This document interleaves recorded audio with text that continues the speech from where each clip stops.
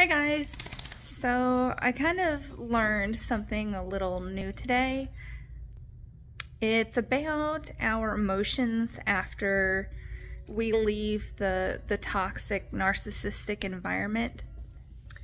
So growing up with the narcissist, if they're, your parent, or if you're living with a narcissist, significant other, we tend to withhold our emotions because we're pretty much not even allowed to have any.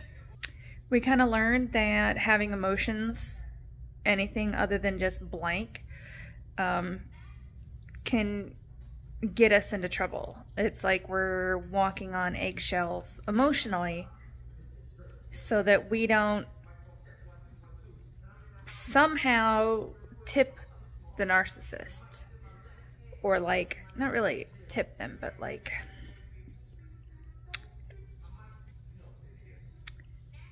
feel like we're gonna make them have a narcissistic episode. I spent a lot of my life thinking that I was really strong because I was able to look at things without emotion, and I guess look at things like objectively rather than looking at things with my feelings. Like I could take a situation and think about it logically and come up with like a solution rather than be emotional about it.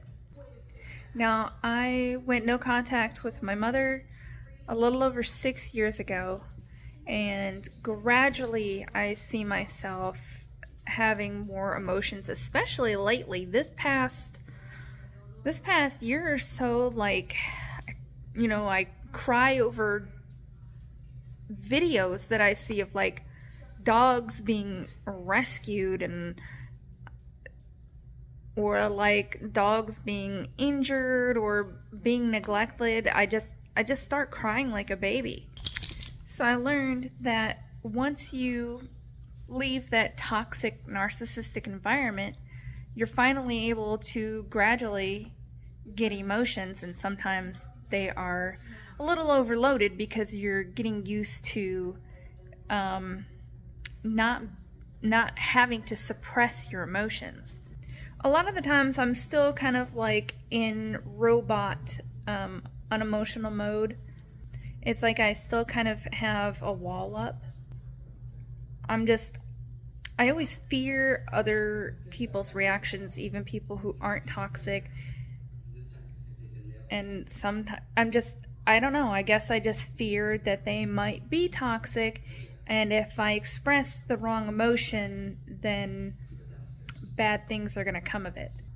I actually have another, like an online account where I make videos just showing my weight loss journey.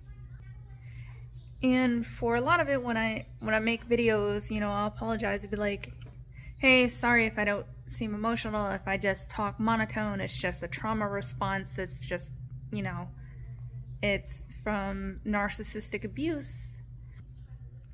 And I mean, I shouldn't have to apologize for talking monotone and not having, I guess, emotions in my voice. I kind of view it as, if I seem too happy, people aren't gonna like me because jealous people don't like happy people. And then if I seem too sad or upset, those same type of people are gonna be like, oh, you're trying to take attention from them. And they'll accuse you of just trying to act that way for attention. I'm also kind of noticing that when, life is kind of normal, then I can react normally and have emotions kind of without a second thought. But if I have a situation in my life where something is stressing me out or has me upset, then that's when I turn on, I guess, the robot, the unemotional robot.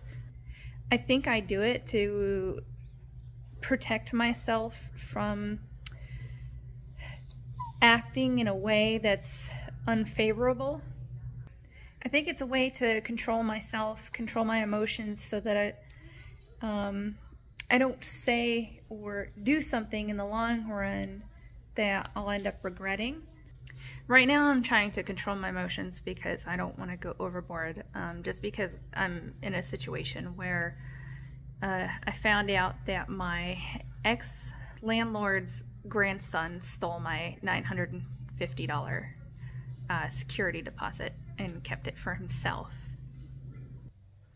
It's all good. We're going to be handling it the legal way. I just need to control myself so that I don't end up hurting myself in the long run, like hurting, I guess, our case.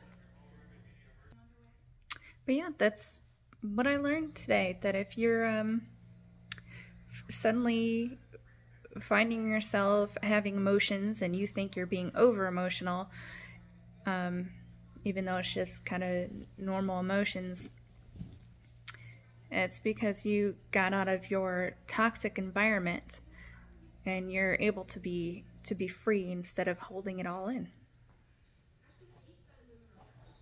Have a good one, guys.